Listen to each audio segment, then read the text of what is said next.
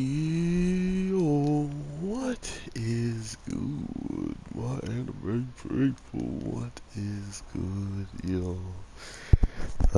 I want to apologize ahead of time if you guys hear any button smashing. I'm using my less desirable controller just because my other one's charging, and I'd rather not chance it when I charge my controller and play the game. Sometimes a weird buzz will come even louder than the one you guys have been dealing with all this time, and I truly appreciate you. I'm still trying to figure out how to quiet my PlayStation.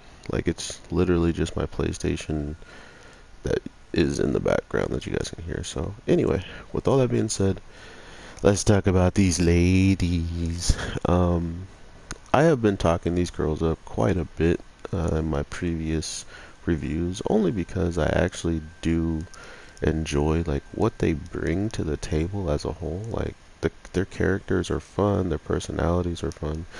So I don't really see anything wrong with like championing them as some like new age ladies that are gonna come in and start taking over the scenes, you know? Like they literally just show up and be themselves, and I really click with what they're putting down with them. So that works out for me. Not only are they interesting, and we get so much more information about them whenever they kind of get these relaxation episodes, in the case of how ridiculously talented the the the merchant girl is on our squad. Just like how intelligent she is with money and remembering everything they spent and stuff like that. So not only are they on top of that because of her, she knows about how much money she can spend at any other given time to really just, go forward and make smart choices with money. But of course, she has some undesirables on her team when it comes down to the way they spend it or the way that they would want to spend it. So we'll see how that plays out for her headache at the end of the day.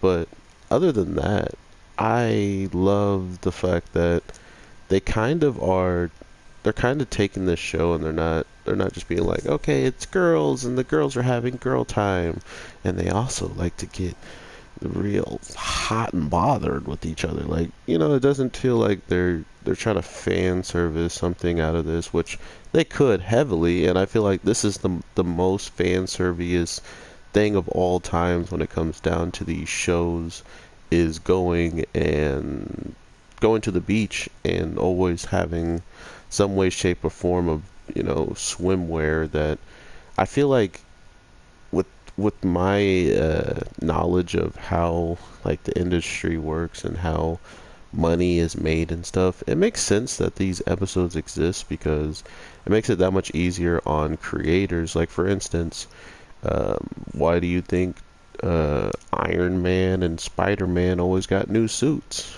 Like it just makes it that much easier on the creators of toys and the designers and stuff like that to be like, okay, well, we have a new thing coming out for this character and we want to make more money. Can you make something new? Like, for instance, every time usually games or a new season comes out for stuff, the main characters usually get some kind of different change. It may be slight, it may be very unnoticeable, but it's a change nonetheless because it helps sales. It helps, put forward more, put put out more money and more customizations to the things you're doing. So now that we have these girls in bathing suits, we know exactly what color they are, what designs they are. All this different stuff has now been given to anybody who wants to make the other merchandise. Now they don't have to guess and just put them in something. There's a little literal episode for it. So I understand that now, and that happens with, like, for instance, look at Reincarnated as a Slime, such a big show, and the people, if they really wanted to make them like bikini wear and stuff like that, Rimuru literally did that for them in the show. So now all you got to do is make the toy or make the other designs so it actually exists, and that's just how it works. So I'm not really angry at this episode, seeing how they actually had some funny comedy relief. Like, for instance, our main character knowing that she has literally been judged on her size, on chest and stuff like that, or bust. She literally goes out of her way to do something that's very characteristic of her. She decides to make herself, she made all of the swimwear, which was smart on her part, so she can literally scope out the competition and see who's the closest to her. And as we see in this week's episode, she then takes that to her advantage and adds the only swimsuit with padding to make herself look a little bit, more developed and grown up, as she's kind of, oh, I'm still growing, so, it's whatever. I was absolutely dying. Like, that's the type of stuff I expected all the time, and I didn't get it. And to see it used only once and in a proper, like, setting, seems like they actually, don't want these troves and these jokes to just be there. They want them to actually hit their mark. They want them to actually be something funny and rememberable. So I think they're nailing it, and I think that was about the most, like, fan service thing, is putting them in swimsuits, and then by God, it was over. Like, that was it. They literally were out.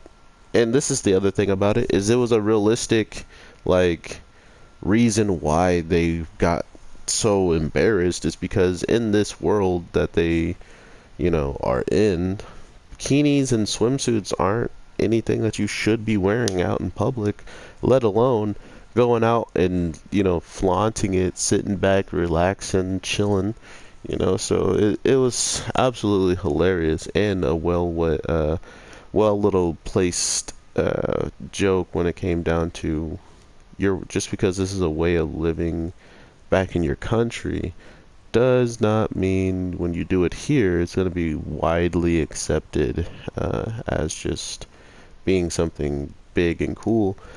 But with these characters, I do not put it past them to have them start that trend. Like, now all of a sudden, every time you come to the beach, it might be like a joke at first, like, oh, let's make fun of those girls that were half naked sitting over here, and then next thing you know, it actually turns into, people just doing it to do it because they actually enjoy it or something along those lines. I think that would be a funny way to have their characters usher in some type of nuance without first trying to, and then at second, once it's like out there, they can't take it back or something, like they're kind of just stuck with what they created. So I hope you guys are having an amazing day, night, evening, whatever the case may be. I am your boy, the Anime G.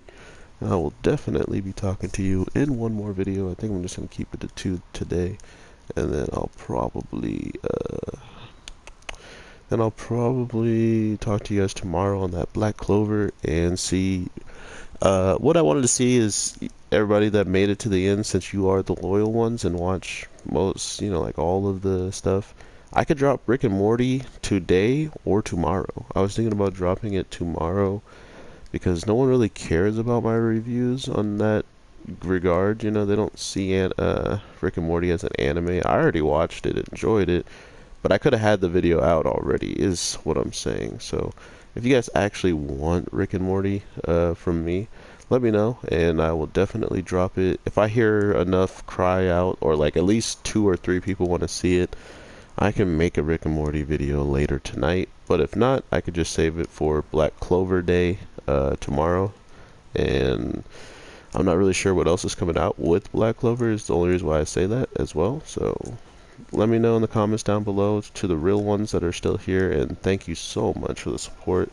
Let's get it. Let's get this next video out and have you guys with an awesome day, night, evening, because I'm your boy, the Anime G. Peace.